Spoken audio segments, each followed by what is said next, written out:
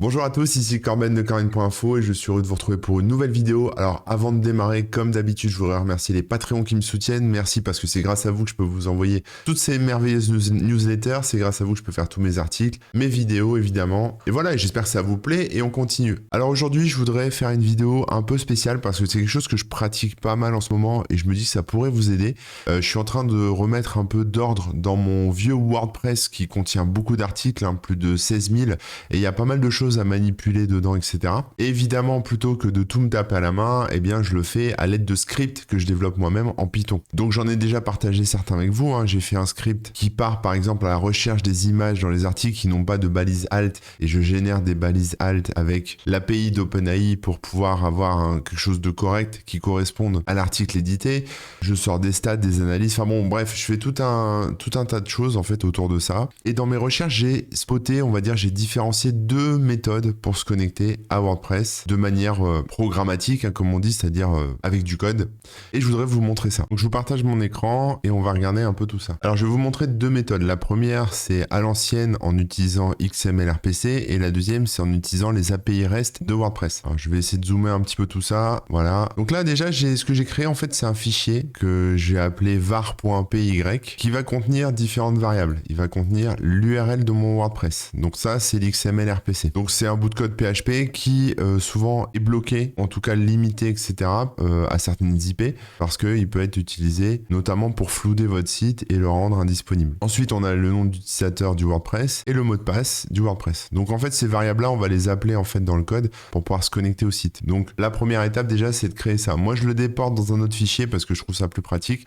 Après, on n'a plus qu'à importer le fichier et à l'utiliser comme on veut dans tous nos scripts. Alors, je vais vous montrer deux méthodes. On va faire du Python, mais évidemment, on pouvait faire ça sous n'importe quel langage de développement. La méthode à l'ancienne, évidemment, c'est celle qui renvoie du XML. Donc, si je reprends cette URL ici de mon site et je l'ouvre dans un navigateur, voilà, il me dit qu'il accepte, XML RPC Server accepte les requêtes de type post uniquement. Donc, en fait, le but du jeu, c'est quoi là? C'est de pouvoir faire des requêtes de type post. En tout cas, sur ce premier truc. Et alors, pour faire ça sous Python, enfin avec Python, on a besoin d'une librairie. Et cette librairie, elle s'appelle Python WordPress XML RPC. Donc, pour l'installer, c'est assez simple. Bon, après, il y a toute la doc, on va regarder ça, mais pour l'installer, vous faites simplement un pip install python-wordpress-xml RPC, donc comme ceci, dans un terminal, avec la commande pip. Donc, moi, j'utilisais pip 3 parce que j'utilise Python 3, mais voilà, vous pouvez essayer avec pip si vous voulez. Il y a d'autres façons de faire, on peut faire avec easy install. Bon, bref, voilà. Moi, elle était déjà installée, donc voilà. Maintenant, il faut que je l'importe. Alors, pour l'importer, on va pas tout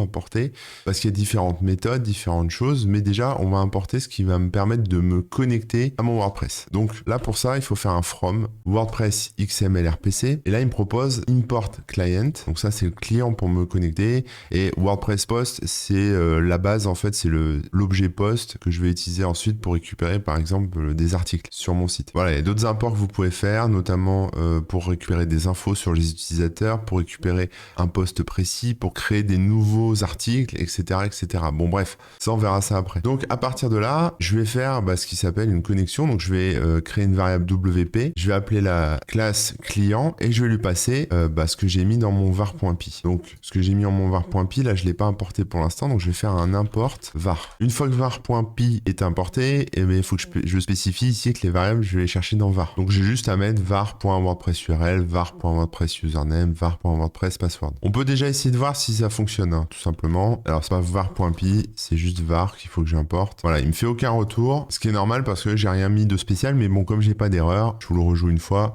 comme j'ai pas d'erreur, c'est que ça se passe plutôt bien. Voilà, après, on peut tester, faire des vérifications, voir si la connexion se fait bien, mais il n'y a pas de souci. Donc voilà, donc là, le client, en fait, on commence par l'URL du site, ensuite le username, le mot de passe, et on est connecté. Donc on a un objet WP. Et maintenant, ce qu'on va faire, c'est qu'on va récupérer des posts, des articles. Alors, on peut récupérer, comme je disais, des utilisateurs, de autre chose, quoi. Si je regarde la doc, d'ailleurs, allons voir un peu les méthodes qu'on a à dispo, ou plutôt les objets. Donc on a WordPress post, on a WordPress page, on a le type de post, tout ce qui est taxonomie, donc c'est-à-dire les tags, les catégories, ce genre de trucs. Et puis après, des infos plus méta, c'est-à-dire des infos sur le blog en lui-même, sur l'auteur, sur les utilisateurs, les commentaires, les médias et différentes options liées à WordPress. Voilà, là on a les méthodes, donc on a bien post, pages, taxonomies, comments, user, médias, options, démo. Donc on va pouvoir se servir de tout ça. Bon, démo, je sais pas trop à quoi ça sert. Je pense que c'est juste pour du debug ou du test. Mais là, ce qui va être cool, c'est que je vais pouvoir créer un objet objet post qui va contenir en fait tous les posts de mon WordPress. Alors évidemment, je ne vais pas récupérer tous les posts parce que si je fais ça, ça va faire beaucoup de posts, mais ce que je peux mettre dans getPost ici, c'est des infos comme le type de contenu que je veux récupérer. Donc évidemment, c'est un post, le nombre, les 10 derniers ou les 10 premiers, etc. C'est moi qui choisis. Le statut, donc des articles publiés. Et puis après, il y a tout un tas d'autres paramètres qu'on peut rajouter, paramètres qu'on peut retrouver ici. Donc voilà, ce que je veux vous montrer, c'est qu'en fait, en vous basant sur la doc, vous pouvez mieux comprendre un peu tout ce qui se passe. Mais voilà, on a ici un nombre d'articles. L'offset, c'est un indicateur pour, par exemple, si vous voulez faire de la récupération en parallèle, récupérer des lots de 100 articles à la fois et pas attendre et les enchaîner, etc. Vous pouvez utiliser l'offset pour pouvoir incrémenter ensuite cet offset. L'ordre, c'est important parce que du coup, on peut les classer, les sortir par ascendant-descendant. Le type de post par défaut, c'est post, mais si vous avez des posts un peu custom, bah voilà, c'est ici que ça se change.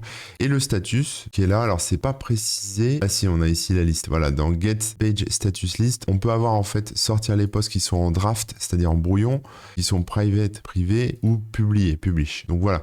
Donc ça, c'est un petit exemple. Je vais le relancer. Et là, il me dit qu'il y a une erreur. Alors c'est normal parce que j'ai pas fait l'import qu'il faut. Donc pour faire ça, il faut que je rajoute un from WordPress XML RPC méthode post. Et là, j'importe getPost parce que je vais m'en servir pour récupérer des articles. Moi, je lance. Alors comme j'utilise une version de Python qui est assez récente, j'ai souvent cette erreur. Alors ça, c'est une erreur un peu classique, mais peut-être que vous l'avez, qui dit module collections as no attribute iterable. Parce qu'effectivement, on va parcourir, c'est une collection en fait qu'on crée d'articles, de posts, et dans les dernières versions de Python, c'est plus géré comme ça. Donc ce que je fais moi, c'est que j'ai une petite astuce, j'importe en fait la lib collections, et ensuite je fais ici un truc qui s'appelle collections.iterable est égal à collections.abc.iterable. C'est comme ça a changé. Alors en gros, je remap ce truc sur ce truc. C'est pas très compliqué, mais voilà, en faisant ça, normalement, je devrais plus avoir de soucis. Donc voilà, là, il se passe toujours rien qui s'affiche parce que c'est normal, j'ai rien imprimé, mais en tout cas, j'ai réussi logiquement à avoir un objet post. Donc si je fais,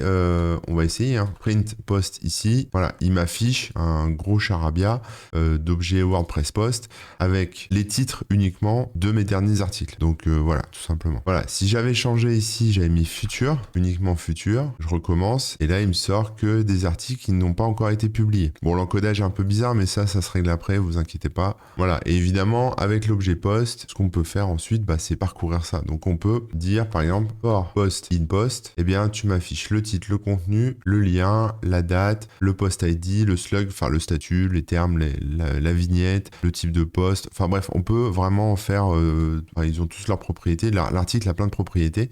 Donc après, on fait un peu ce qu'on veut, quoi. Donc je vais mettre ça en commentaire ici, et puis je vais afficher ça comme ça. Voilà, donc là, je me retrouve avec, alors on voit, il y a les balises WP paragraphe, parce que là, en fait, j'ai les contenus de mes articles. Donc pour chaque post, voilà, j'ai le titre, le contenu, etc., etc. Donc ça, c'est un moyen de se connecter, de récupérer de la donnée. Ça nécessite évidemment le mot de passe utilisateur, parce qu'après, on peut aussi modifier de la donnée. On va essayer d'autres méthodes. On va essayer new post, par exemple, pour créer un nouvel article. Donc là, j'ai fait new post égale WordPress post, pardon. Donc en gros, je dis que new post est un objet de type WordPress post. Et du coup, comme c'est un objet, il a des propriétés. Donc il a une propriété title, je veux dire mon titre, il a une propriété content, mon contenu. Bon là, vous mettez ce que vous voulez, on peut mettre des balises, ce que vous voulez, c'est du HTML. On peut lui mettre des tags et des catégories. Donc ça, c'est pas compliqué, voilà, on a le post tag, tag 1, tag 2, catégorie, cat 1, cat 2, enfin bon, après vous mettez ce que vous voulez là-dedans. Le statut publié, alors moi je vais le mettre en draft, parce que j'ai pas envie que ça apparaisse sur mon site. Et ensuite, je vais lancer un appel à l'objet WordPress. Je vais dire, voilà, je fais un call, WP call, et je lui dis, maintenant tu vas faire un nouveau post à partir de cet objet new post, tout simplement. Donc ce qu'on va faire, c'est que je vais aller sur mon WordPress, je suis ici dans mes brouillons, je vais lancer ça. Alors je vais enlever les catégories, tout ça, parce que j'ai pas envie de créer des catégories qui s'appellent cat 1, cat 2, et j'ai pas en tête certaines catégories, donc c'est pas grave. Et là, il me fait une petite erreur, donc je vais aller lire la doc, et c'est normal parce qu'en fait, dans les méthodes, j'ai pas importé, j'ai getPost, mais j'ai pas importé newPost. Donc voilà, ici, j'importe newPost au niveau de mes imports ici en haut. C'est le genre de petites choses auxquelles il faut penser. Je relance, je vais sur mes articles, je rafraîchis, et là, vous voyez, j'ai un nouvel article qui est arrivé, mon titre, avec, voilà, c'est du code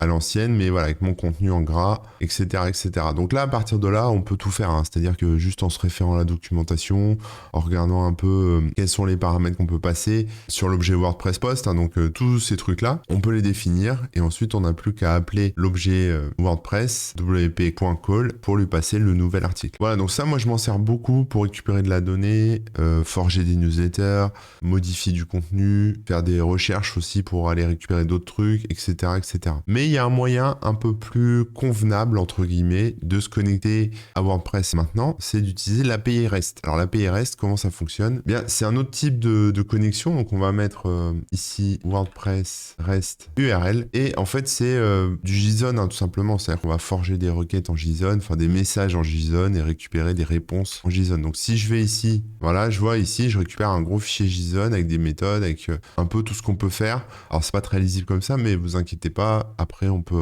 regarder ça en détail. Donc pour la démo, je me suis fait un nouveau fichier, et là ce qui est assez simple, c'est qu'en fait, on va pouvoir faire tout simplement des requêtes sans se prendre la tête. Donc on va avoir besoin d'importer request pour pouvoir faire nos requêtes. Utiliser les API REST, c'est un peu plus propre, parce que maintenant c'est comme ça que ça fonctionne, hein. C'est ce que propose WordPress par défaut, donc c'est ce que je vous recommande de faire quand même. Donc là, on va stocker une réponse à partir d'une requête qu'on va établir en utilisant une variable. Donc moi, c'est var.wordpress_rest_url. Sauf que derrière, je vais lui passer des paramètres, parce que je vous ai pas montré, mais en fait, je vais peut-être commencer par ça sera plus simple. Comment on adresse une API REST? Eh bien, vous récupérez l'URL ici, voilà, vous ouvrez votre navigateur, et puis après, vous appelez les méthodes. Donc si la méthode c'est post ici, je fais ça et je récupère mes articles, vous voyez. Donc l'ID de l'article, la date, son URL, etc., etc. Je peux récupérer les utilisateurs aussi. Par exemple, si je fais users/1, j'ai mon utilisateur à moi. /2, j'ai celui de Léo. Bref, on peut comme ça scanner les utilisateurs d'un... Alors c'est des données qui sont publiques, hein. Là je suis pas connecté, mais parce que c'est des données qu'on retrouve sur les articles.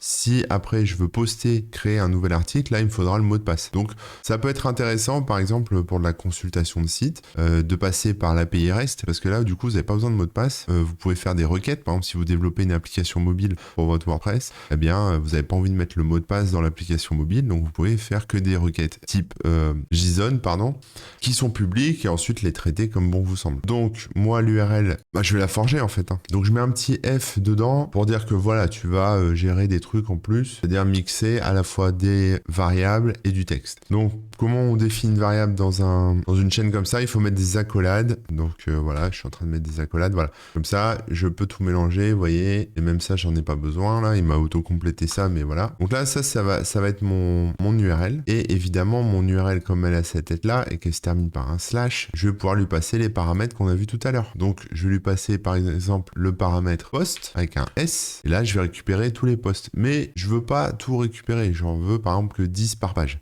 Donc là, en fait, derrière l'API REST, on peut mettre des paramètres. On peut dire, voilà, j'en veux 1, j'en veux 10, j'en veux 100, etc., etc. Et puis, je peux les classer par date. End, order by, date. Et puis, par ordre descendant, ascendant, etc. Et je veux que celles qui ont un status publish. Donc, on retrouve les mêmes trucs que dans l'API XML RPC, sauf que là, on le passe direct dans l'URL et on fait une requête avec. Voilà. Ensuite, on va tester le statut de la réponse. Alors là, je pourrais faire un print directement, effectivement, du JSON que j'obtiens. On va essayer. Donc, j'ai pas importé var, j'ai oublié d'importer var, évidemment. Voilà, j'importe var pour qu'il puisse me charger ça. Tac, je lance. Et là, vous voyez, il me récupère une tartine de JSON avec tous mes articles triés par date descendante sur des articles publiés, évidemment. Sauf que bon, moi, je veux un truc un peu plus propre. Donc, ce que je vais faire, c'est déjà, je vais tester en fait la réponse. Donc, pour ça, on fait if response.status code égale 200. 200, c'est le code HTTP pour dire que la requête s'est bien passée et que le serveur a renvoyé une réponse correcte. Vous savez, c'est ces codes là, 404, 500, etc., etc. Bon, voilà, ça c'est une erreur. Enfin, c'est pas une erreur, c'est un code 200 pour dire tout va bien.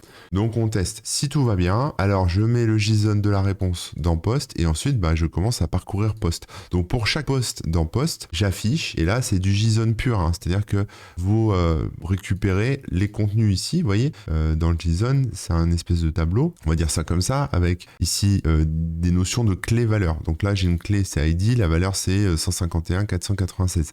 J'ai une clé date, la valeur c'est ça. J'ai une clé date GMT, la valeur c'est ça, etc., etc. Donc là, j'ai une clé title, une clé rendered. Donc si je regarde un peu plus en détail, ici, j'ai bien ma clé title et à l'intérieur, j'ai un sous-contenu, entre guillemets, dans title, qui est la version rendue de mon titre, rendered, et c'est pareil pour le content. Ici, j'ai rendered. Donc je récupère ça et le lien aussi qui va bien. Donc maintenant, si je lance ça, voilà, là, je récupère quelque chose de beaucoup plus court et beaucoup beaucoup plus propre et qui est constitué du titre, tiré, le lien. Article suivant, titre, lien, article suivant, titre, lien, etc. etc. Comme je vous le disais, des fois il y a des petites erreurs d'encodage, mais ça c'est pas grave, c'est après ça se règle après au niveau de l'UTF-8, de ce qu'on peut gérer quoi. Alors pour les détails sur l'API REST, évidemment WordPress a publié de la doc, donc vous trouverez ça sur developer.wordpress.org/rest-api et bon, ils expliquent un petit peu tout sur les paramètres, sur la pagination, parce que voilà, tout ce que je vous ai montré là, c'était comment on sort 10 articles, mais on peut sortir les articles de tel utilisateur, de tel user, les articles qui sont dans telle ou telle catégorie. Enfin voilà, on peut vraiment tout faire comme ça et récupérer de la data un peu dans tous les sens au format JSON une fois encore, et ensuite dans votre outil, dans votre logiciel, vous la présentez comme vous voulez. Maintenant, il y a une partie qui est intéressante, c'est l'authentication, c'est-à-dire le fait de pouvoir s'authentifier pour pouvoir faire des choses un peu plus sympas, comme créer un article, mettre à jour et supprimer un article. Donc il y a de la doc aussi là-dessus. En gros, il faut avoir un ID qu'on va passer dans le header de la fonction, en fait, dans le header de connexion. Un access token si vous préférez. Donc comment on forge, comment on fait cet access token? Alors je vais effacer ça, hop. Et comme je le disais, on va faire en sorte de se connecter à notre WordPress. Alors pour faire ça, il va nous falloir un mot de passe spécifique d'application sur WordPress. Donc quand vous allez dans votre WordPress, vous avez ici en haut à droite, bonjour, votre nom d'utilisateur. Voilà, je vous montre ici. Et vous pouvez aller sur modifier le profil. Dans modifier le profil, il y a tout un tas d'infos. Et quand on scrolle tout en bas, on a ici une zone qui s'appelle mot de passe d'application. Donc on va créer un nouveau mot de passe d'application. Donc on lui donne un nom. Moi je vais l'appeler REST JSON par exemple. Et je vais cliquer ici sur ajouter un nouveau mot de passe. Et voilà, je suis obligé de le masquer, mais j'ai un petit mot de passe qui est généré. J'ai la liste ici en dessous. Donc notez-le et mettez-le dans votre fichier var.py pour pouvoir l'utiliser. Donc moi c'est ce que j'ai fait. J'ai mis une nouvelle variable WordPress password app et le mot de passe que WordPress m'a donné derrière. Maintenant, je vais pouvoir me connecter avec ça. Donc, je vais d'abord spécifier l'URL. Donc, l'URL, c'est simple, c'est API URL est égal à, je mets le petit F pour pouvoir intégrer la variable directement dans ma string. J'ouvre les guillemets et là, je mets var WordPress REST URL post. Alors, je mets post directement puisque on voit que mon URL, elle se termine par un slash. Donc, c'est slash post en fait. Si je veux l'afficher ici, voilà, je fais print API URL, je lance, voilà, et on récupère bien cette URL là. Nickel. Une fois que j'ai ça, je vais m'authentifier. Donc pour m'authentifier, je crée les valeurs liées à mon authentification. Donc entre parenthèses, j'ai mon nom d'utilisateur et j'ai mon mot de passe app d'application. Donc ça, c'est mes infos d'authentification. Maintenant, j'ai besoin de data. Parce que comme je crée un nouvel article, il faut que je mette des données dedans. Donc mon titre, mon contenu, le statut en draft comme tout à l'heure. Je vais changer le titre, voilà, mon super article, le draft. On peut choisir le slug si on veut. Par exemple, voilà, vous mettez slug, il aura comme URL mon super article. Oubliez les virgules à la fin, des lignes. Voilà, ça c'est bon. Et une fois que j'ai toutes ces données-là, j'ai plus qu'à les balancer dans ma requête. Donc je récupère une réponse et je fais un request.post et dedans, je vais passer quoi? Je vais passer l'URL, la donnée au format JSON, title, vous savez que les valeurs, title, titre, contenu, etc. Et les informations d'authentification qui sont en fait tout simplement le nom et le mot de passe de l'application. Voilà, c'est tout. Et puis je peux imprimer la réponse en JSON si je veux. Je vais faire un petit clear ici pour nettoyer et je vais lancer ça. Voilà, là il m'en renvoie de l'info. Et puis moi je vais aller côté WordPress dans la liste de mes articles en brouillon évidemment. Là vous voyez mon article a bien été créé. Mon super article est créé. Je peux le modifier si j'ai envie. On va aller voir ce qu'il y a dedans. Donc c'est le contenu que j'ai mis. Et puis au niveau du slug, c'est l'URL. Donc elle est ici. Voilà, mon super article.html. C'est ce que j'ai mis ici. Donc voilà, ça c'est un moyen simple de créer un nouvel article. Évidemment, on peut aussi mettre à jour des articles. C'est pas un souci. Donc là j'ai l'URL de l'API. Et puis je vais mettre le post ID. Donc par exemple si je veux modifier, alors c'est pas l'ID 1, sinon ça va modifier mon premier article. Mais là si je regarde l'ID ici, celui-là, il a comme ID là-haut le numéro suivant. Voilà, 152 617. Je vais le mettre entre simple quote. Et là au niveau de ma requête, l'API URL ici, je peux lui passer le post ID. Donc je vais faire plus post ID. Voilà, je lui passe comme ça. Et le reste, j'y touche pas. Je vais changer les infos qui m'intéressent. Donc je suis pas obligé de tout changer, je change que ce que j'ai envie de changer.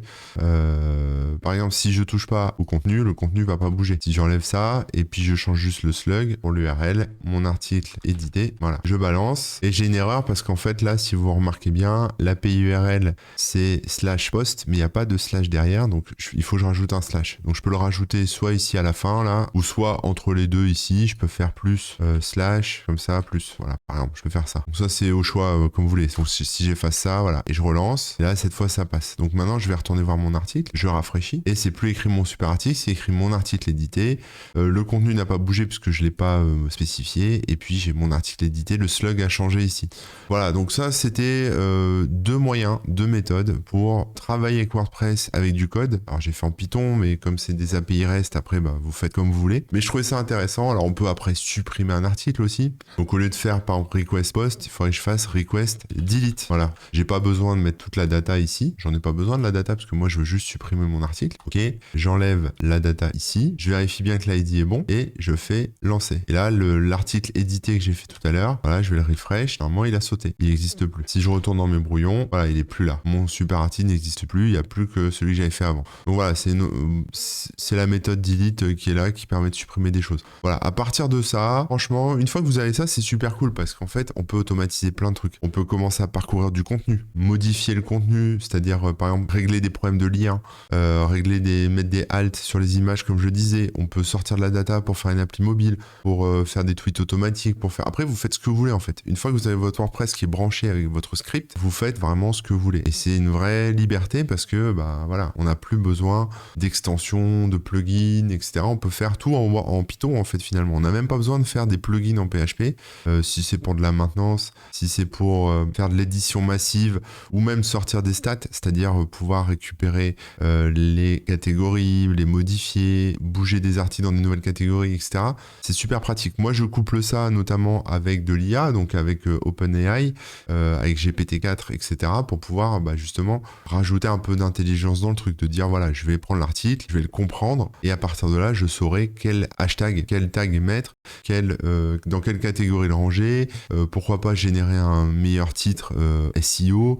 Voilà, après on peut tout imaginer, on peut tout faire. Voilà, et ça avec deux méthodes, soit en utilisant l'ancienne méthode XML-RPC classique avec des objets, etc. à l'ancienne. Ça nécessite l'import d'une lib qui s'appelle WordPress XML-RPC, enfin Python WordPress XML-RPC, ou alors la méthode plus moderne, plus Jones avec du JSON, évidemment, c'est celle que je recommande, puisqu'il n'y a pas besoin d'importer quoi que ce soit, hein, c'est juste des requêtes, des réponses, traiter du JSON et puis basta. Voilà, j'espère que cette petite intro à la connexion WordPress au travers de Python ou d'autres langages vous aura plu, vous aura intéressé. Je sais que beaucoup d'entre vous ont des WordPress, des choses comme ça, même dans le cadre de leur boulot, parce que c'est quand même un CMS qui propulse, comme ils disent, je sais pas combien de pourcents, mais peut-être 80% des sites web. En tout cas, c'est beaucoup. Et quand le site commence à devenir ancien ou quand on doit faire beaucoup de modifs, tout se tape à la main, ça devient vite pénible. Donc autant scripter le truc et régler comme ça des problèmes. Par exemple, moi j'ai fait aussi un script qui me permettait de détecter d'éventuels soucis